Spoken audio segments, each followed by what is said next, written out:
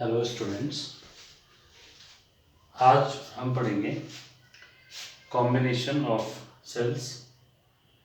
Cell को अगर हम कंबाइन करके पढ़ें तो किस तरह कौन कौन से तरीके होते हैं, क्या क्या तरीके होते हैं सेल की कॉम्बिनेशन को पढ़ने के लिए।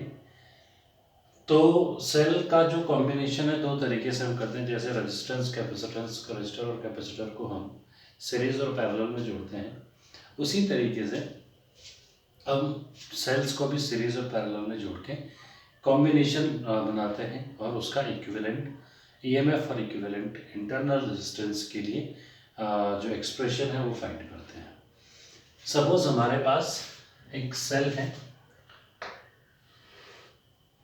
जिसका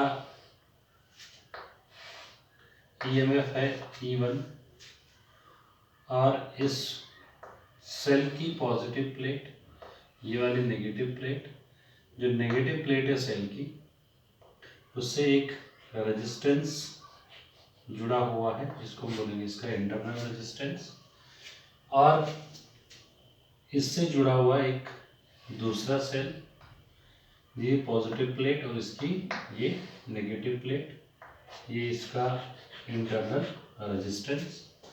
दो सेल हम इस तरीके से कंबाइन करते हैं जिसमें पहले सेल का ईएमएफ E1 और उसका इंटरनल रेजिस्टेंस जो है ये मान लीजिए R1, इसका ईएमएफ E2 और इसका इंटरनल रेजिस्टेंस R2। एक पॉइंट है ये वाला, इसको पॉइंट A मानिए, ये पॉइंट है B और यहाँ से ये पॉइंट हो गया C। दो सेल हमने इस तरीके से जोड़े। इस कॉम्बिनेशन को हम बोलेंगे सीरीज कॉम्बिनेशन। जब एक सेल का नेगेटिव टर्मिनल दूसरे सेल के पॉजिटिव टर्मिनल से जुड़ा होता है तो ये कॉम्बिनेशन कहलाता है सीरीज कॉम्बिनेशन। इसकी जगह पे हम अगर इक्विवेलेंट की बात करें तो A पॉइंट और C पॉइंट के बीच में हमने एक सेल और ये इसका रेजिस्टेंस ये ऐड किया, EMF E equivalent, internal resistance R equivalent. ये हमारे पास सर्किट डायग्राम हो जाएगा सेल का। जब करंट फ्लो होगी, करंट की जो डायरेक्शन हम इसमें शो करेंगे, ये डायरेक्शन रहेगी पॉजिटिव टू नेगेटिव। ये है करंट की डायरेक्शन, करंट I इधर और ये यहाँ से इधर, ये पॉइंट भी।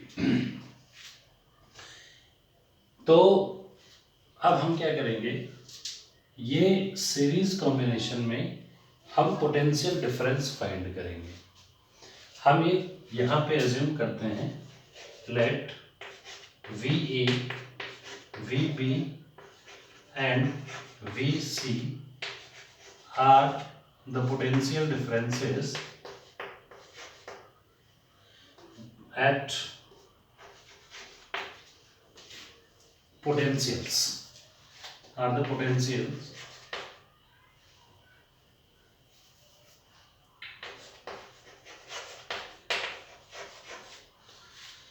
at points A, B and C। A point का पोटेंशियल VA हो गया, B पॉइंट का पोटेंशियल VB हो गया, C पॉइंट का पोटेंशियल VC हो गया।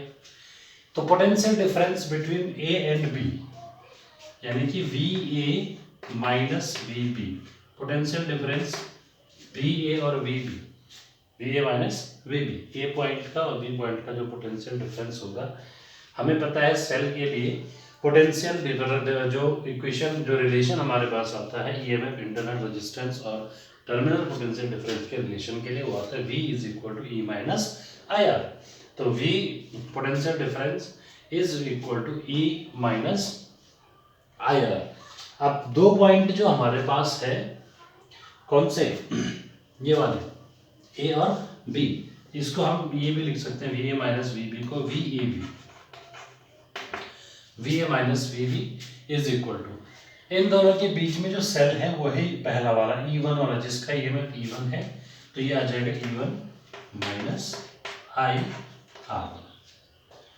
ओके, अब B और C के बीच का पोटेंशियल डिफरेंस मान लीजिए VBC अगर हम निकालें, VB minus VC is equal to, इन दोनों पॉइंट के बीच में सेल E2 है, तो ये आ जाएगा E2 minus I R2,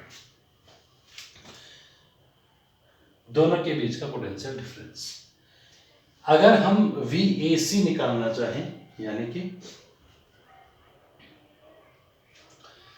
combination को देखें, इसमें देखिए यहां से इस पूरे सर्किट में A और C के बीच में, और इक्विवेलेंट का अगर देखें A और C के बीच में, तो कॉम्बिनेशन का अगर पोटेंशियल डिफरेंस हम निकालना चाहें, और कॉम्बिनेशन के पोटेंशियल डिफरेंस के लिए VAC होगा, क्योंकि कंबाइन अगर हम सर्किट को करते हैं तब ये दोनों सेल्स में आ जाते हैं।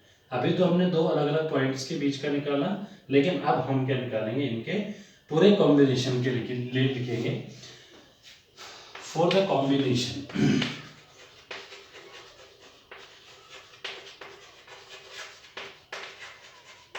कॉम्बिनेशन के लिए जो पोटेंशियल डिफरेंस होगा VAC होगा, और VAC कैसे निकलेगा, VA माइनस VC निकलेगा इस तरीके से। अगर हम इसको थोड़ी सा चेंज करें, VA माइनस VC को, तो VA माइनस VB ये आ जाएगा एक, VB को ऐड करेंगे और VB को माइनस करेंगे, तो ये VA माइनस VB आ जाएगा, प्लस हमने क्या किया यहाँ पे, VB को माइनस कर दिया, अब प्लस करके VB माइनस VC कर देंगे। इसको हम अगर हम चेंज करेंगे तो VB से VB कैंसिल हो जाएगा, अगेन हमारे पास VA माइनस VC मिल जाएगा। तो ये हमारे पास वैल्यूज हैं, ये हमने निकाली हुई हैं, इसलिए हमने इसको इन दोनों में अलग अलग डिवाइड किया। अब VAC इज इक्वल टू, ये आ जाएगा आपके पास, VAC is equal to VA minus VB है ये, E1 minus I R1 plus VB minus VC हमारे पास ये है, E2 माइनस I R2। तो VAC विल बी, EMF को एक साथ करेंगे तो ये आ जाएगा E1 plus E2 minus common ले लेंगे, I कॉमन ले लेंगे, R1 प्लस R2। ये इस कॉम्बिनेशन के लिए होगा पोटेंशियल डिफरेंस। इसको इक्वेशन नंबर फर्स्ट मान लीजिए। Now for the equivalent, equivalent कहने का मतलब कि इस पूरे सिस्टम की जगह हम कुछ ना रखें, एक सेल रख दें, दोनों की सेल की जगह एक सेल रख दें, तब इक्विवेलेंट कितना होगा, 4 equivalent EMF and resistance internal resistance होगा। उसके लिए VAC क्या आएगा, VA माइनस VC, और यहाँ पे कितना है, E equivalent minus I, current यहाँ पे I होगा,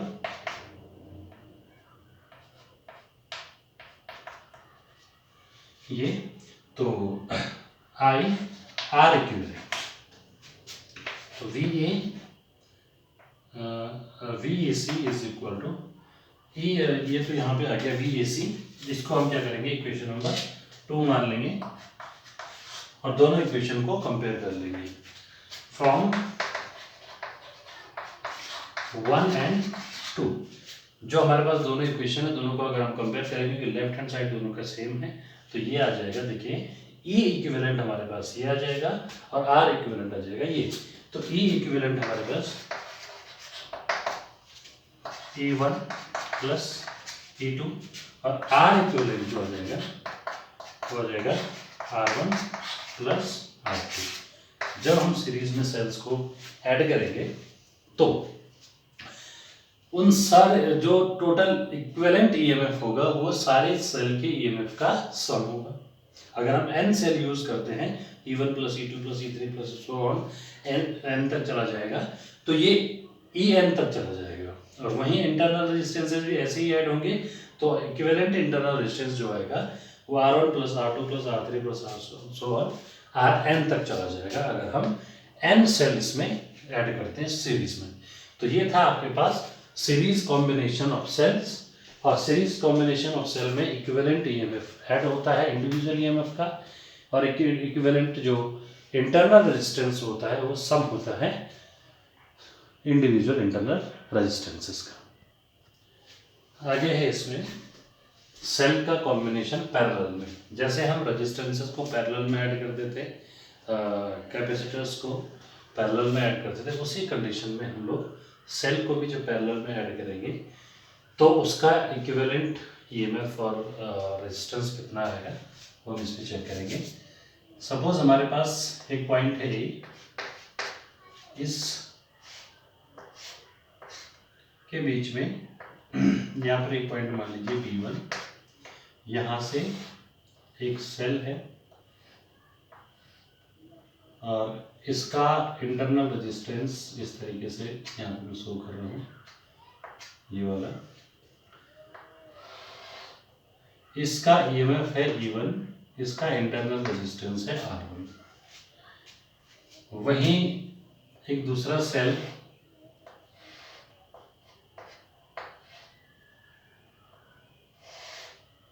जिसका ईएमएफ है E2 और इसका इंटरनल रेजिस्टेंस है R2,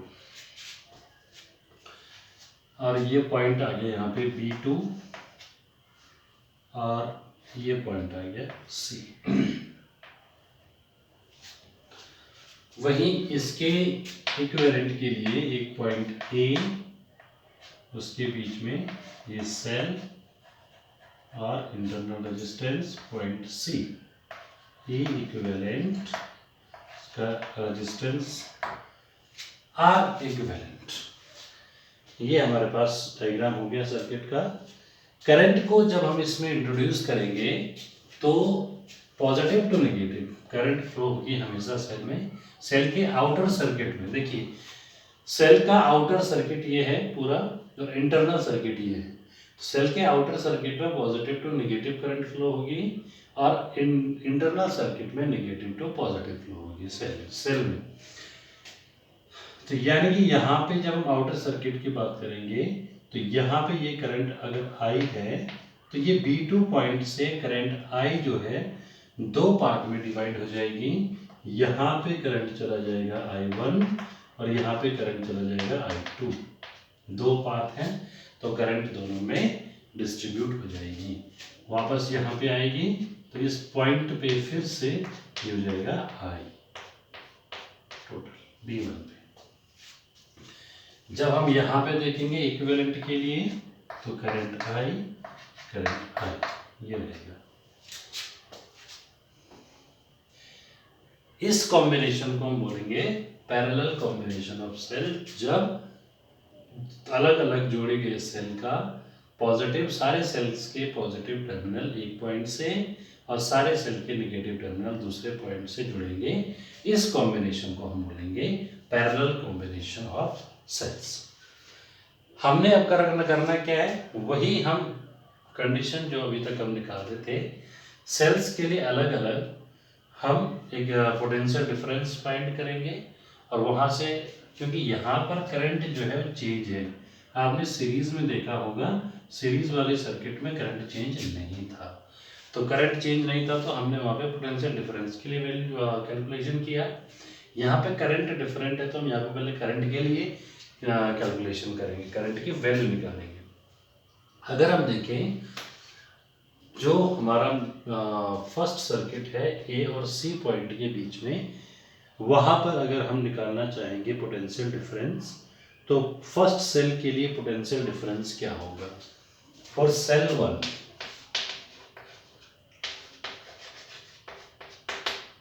पहला जो सेल है इसके लिए पोटेंशियल डिफरेंस V मान लीजिए, क्योंकि पैरेलल में V सेम रहेगा तो V इज इक्वल टू इसके लिए V B1 minus V B2, B1 minus V B2 कितना आएगा? E1 minus I1 R1। और यहां से अगर हम I1 की वैल्यू निकालेंगे तो ये वाला कंडीशन आएगा V is equal to E1 minus I1 R1। This implies I1 निकालेंगे, I1 इधर लाइए और ये आ जाएगा आपके पास I1 is equal to E1 minus V upon R1, ये आ जाएगा।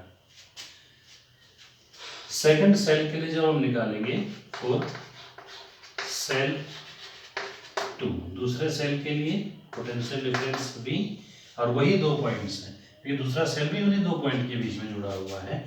तो V B1 minus V B2 is equal to E2 minus I2 R।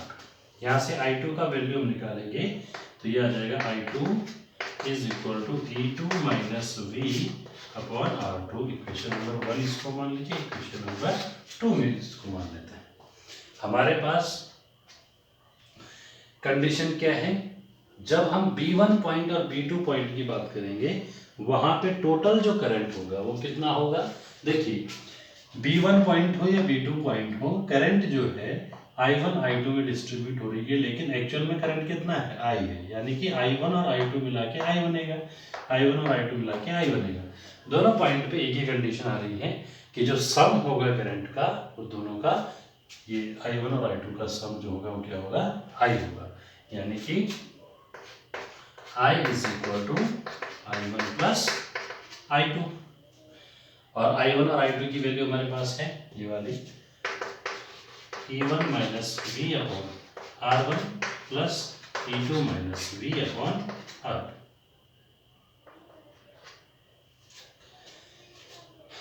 अलग अलग डिस्ट्रीब्यूट अगर हम करें तो ये आ जाएगा आपके पास E1 अपॉन R1 इस तरीके से I इज इक्वल टू ये वाला R1 से डिवाइड करेंगे E1 upon R1 minus V upon R1 plus E2 upon R2 minus V upon R2। इसमें हम E वाले एक साथ अगर करें और V वाले एक साथ अगर करें तो क्या आ जाएगा? देखिए I is equal to E1 upon R1 plus E2 upon R2, एक ही आया और माइनस V कॉमन लिया, अंदर बचा 1 upon R1 plus 1 upon R2। इसको ये उठा के इधर लेके आएंगे और I को इधर लेके जाएंगे तो V, और इसको हम सॉल्व करेंगे तो ये आएगा V R1 plus R2 upon R1 R2 is equal to E1 upon R1 plus E2 upon R2 minus I। अब इसमें एक और काम हमें करना है, जो R1 plus R2 upon R1 R2 है इससे हमें डिवाइड कर देना है सामने जो हमारे पास इक्वेशन है। तो जब हम इसको सॉल्व करेंगे तो क्या होगा? V इज इक्वल टू यहाँ पे है E1 upon R1 plus E2 upon R2, और जब हम इसको सॉल्व करेंगे यहाँ से तो ये वाला मल्टीप्लाई हो जाएगा ऊपर और ये वाला चला जाएगा नीचे। सॉल्व करेंगे तो E1 R1 plus E2 R2 इस तरीके से हमारे पास आ जाएगा E2, ये वाला आ जाएगा E1 R2 plus E2 R1 upon R1 plus R2, ये आ जाएगा R1 प्लस R2, और माइनस में ये वाला यहाँ तक है और माइनस में आ जाएगा I R1 प्लस उल्टा हो जाएगा R1 R2 upon R1 plus R2। ये कंडीशन आ जाएगी, ये वाला यहाँ ऊपर चला जाएगा R1 R2 upon R1 plus R2, V is equal to E1 R2 plus E2 R1 upon R1 plus R2 minus I R1 R2 upon R1 plus R2। ये आ जाएगा इक्वेशन फर्स्ट, इसको हम मान देंगे। और इक्वेशन 1 को जब आगे हम लेके चलेंगे तो ये आएगा, ये तो इनके लिए आ गया। अब हम इक्विवेलेंट की बात करें, फॉर इक्विवेलेंट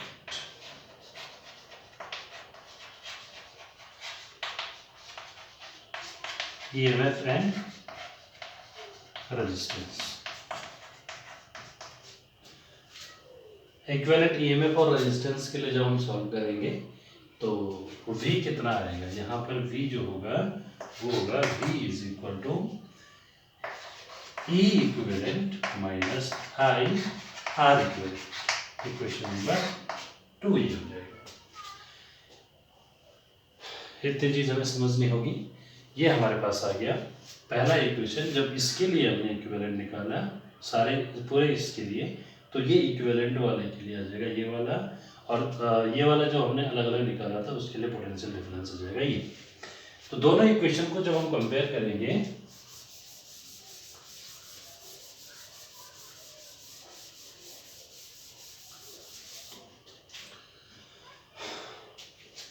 फ्रॉम 1 एंड 2 से जब हम सॉल्व करेंगे इसको, तो देखिए इक्विवेलेंट, क्योंकि लेफ्ट हैंड साइड है तो इक्विवेलेंट को आप लोग क्या कर सकते हैं, इसको कंपेयर कर सकते हैं। तो E इक्विवेलेंट का जो वैल्यू आएगा वो आ जाएगा हमारे पास E1 R2 plus E2 R1 upon R1 plus R2, और R इक्विवेलेंट का जो वैल्यू आएगा वो आ जाएगा R1 R2 upon R1 plus R2। ये हमारे पास इक्विवेलेंट EMF और इक्विवेलेंट रेजिस्टेंस का जो वैल्यू है वो आ जाएगा पैरेलल के लिए। इसमें एक और चीज़ हम कर सकते हैं, अगर हम ये जो एक्सप्रेशन है इसको इस तरीके से भी लिख सकते हैं कि E equivalent upon R equivalent, अगर हम इसको अलग अलग करें तो हमारे पास क्या आ जाएगा, जो पहले हमारे पास कंडीशन थी E1 अपॉन R1, ये वाली E1 upon R1 plus E2 upon R2, एक तो ये था। और इसको जब हम लिखेंगे तो 1 अपॉन R इक्विवेलेंट कितना आ जाएगा, 1 upon R1 plus 1 upon R2। ये हम सॉल्व कर सकते हैं। इसको उल्टा करेंगे तो ये उल्टा हो जाएगा, डिवाइड करेंगे तो आपका कैंसिल हो जाएगा ये चीज़, 1 अपॉन R1 अपॉन R2 अलग आ जाएगा। वैसे ही इसको भी हम सॉल्व कर सकते हैं। तो ये आपके पास सेल का कॉम्बिनेशन था सीरीज और पैरेलल में। सीरीज और पैरेलल में फ़र्क कितना है कि सीरीज में जब हम सेल्स को जोड़ते हैं तो उनका EMF जब जुड़ेगा तो इंडिविजुअल का सम होगा, यहाँ पर चेंज है। एक EMF के इक्विवेलेंट में R1 का यानी इंटरनल रेजिस्टेंस का भी फर्क पड़ेगा। वहाँ पर R इक्विवेलेंट हम ऐड कर रहे थे, यहाँ पे R इक्विवेलेंट फ्रैक्शन में आएगा। तो ये फर्क होता है सीरीज और पैरेलल कॉम्बिनेशन में।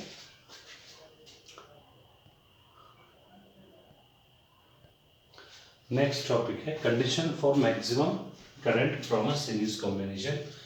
मैक्सिमम करंट के लिए हम क्या करेंगे, एक एक्सटर्नल रजिस्टर के साथ सेल्स के कॉम्बिनेशन बनाएंगे और n सेल्स हम इसमें ऐड करेंगे।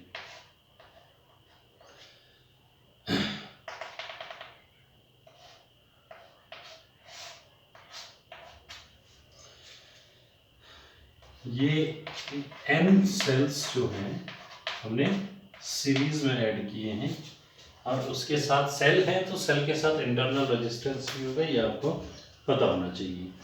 और सेल में इस सर्किट में जो करंट फ्लो होगी पॉजिटिव टू नेगेटिव होगी, यानी कि करंट का डायरेक्शन रहेगा इस तरीके से।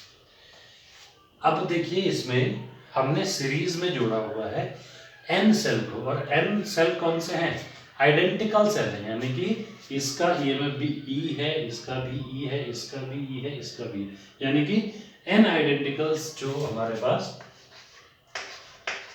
सेल हैं आर इन सीरीज। अगर ये n सेल्स जो हैं आइडेंटिकल सेल्स सीरीज में जुड़े हुए हैं तो इनका टोटल ईएमएफ क्या होगा? देन टोटल ईएमएफ,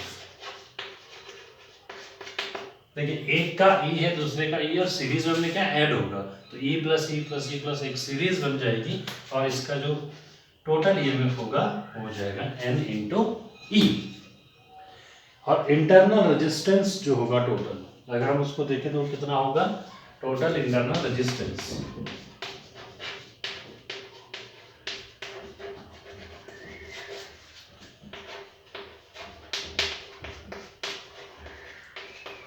निकालेंगे अगर हम, तो एक का आर है, आइडेंटिकल है, तो R plus R plus R plus R n terms तक अगर हम लेके चले तो कितना हो जाएगा? एन इंटू आर, वैसे ही एन इंटू ये हुआ था। ये इंटरनल रेजिस्टेंस इसका सम हुआ, टोटल इंटरनल रेजिस्टेंस। अगर सर्किट का टोटल रेजिस्टेंस अगर हम काउंट करें, total resistance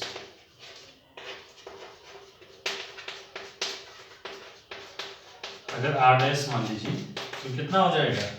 external plus internal, यानी are plus n are.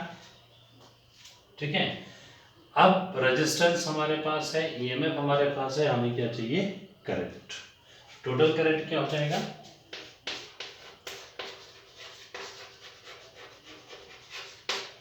Total current I is equal to total EMF V is equal to I R होता है, तो I is equal to V upon R, यानी कि EMF upon total resistance.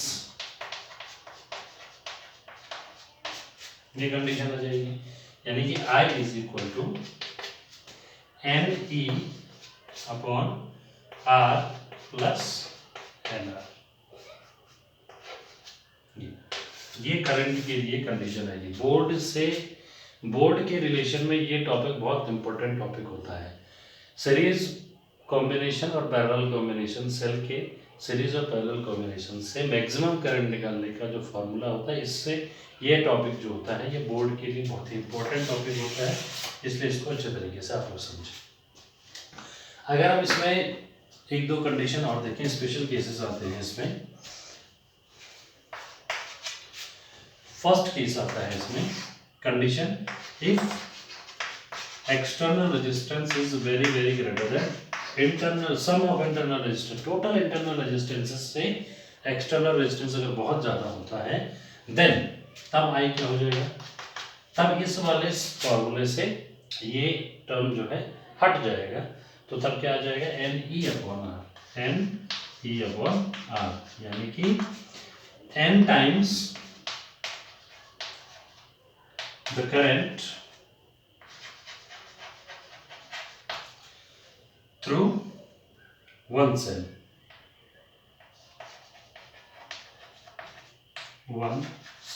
एक cell में current E upon R होगा, तो पूरे के लिए क्या होगा? N E upon N times हो जाएगा करंट। ओके, दूसरी condition,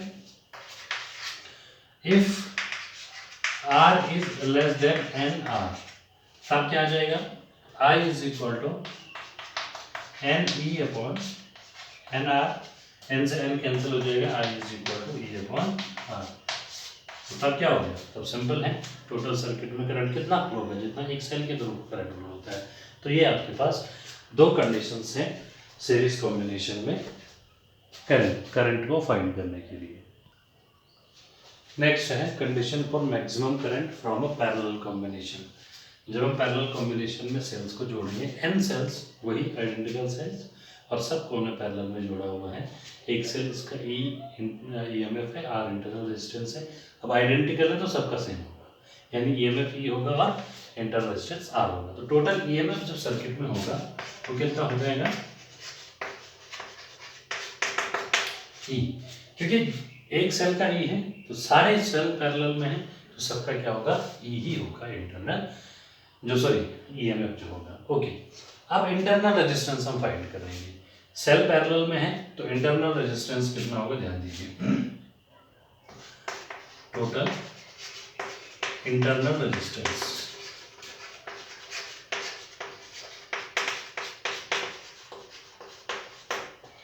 one upon R dash मान लीजिए इनको,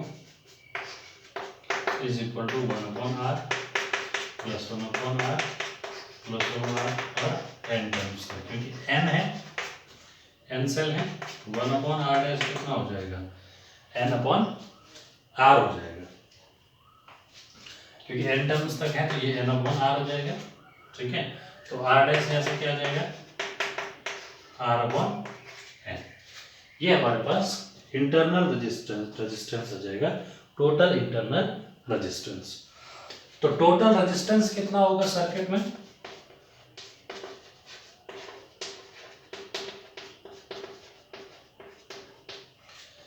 दोनों का सम, एक्सटर्नल और इंटरनल, तो R प्लस R/n ये हो जाएगा। तो current I is equal to total EMF upon total internal resistance, यानी कि टोटल ईएमएफ आ गया E upon total internal total resistance. Total resistance कितना आ रहा है, R प्लस R/n। सॉल्व भी हम इसको आगे कर सकते हैं। I इज इक्वल टू ऊपर n चला जाएगा, NE upon NR plus R। ये हमारे पास कंडीशन आएगी मैक्सिमम करंट के लिए पैरेलल कॉम्बिनेशन में। वही स्पेशल केसेस दो इसमें आ जाएंगे। पहली कंडीशन आ जाएगा इफ NR, अब यहाँ पे कंडीशन है क्योंकि कैपिटल R जो है, कैपिटल जो हमारा एक्सटर्नल रेजिस्टेंस है, उसको अगर हम देखेंगे कंपेयर जब करेंगे तो यहाँ पे इस वाले इक्वेशन पे हम करेंगे, ये जो हमारे पास फैक्टर है इसको देखेंगे हम लोग। If R is greater than R/n then I is equal to क्या हो जाएगा, देखिए ये हट जाएगा E/R। तब इस कंडीशन में करंट कितनी फ्लो होगी, जितनी एक सेल के थ्रू फ्लो होगी। दूसरा point, if R is less than R/n then तब क्या हो जाएगा, I इज इक्वल टू, यह हट जाएगा NE/R, n times of current through single cell. तब ये कंडीशन आ जाएगी पैरेलल कॉम्बिनेशन। तो ये था हमारे पास कंडीशन मैक्सिमम करंट की पैरेलल और सीरीज कॉम्बिनेशन में।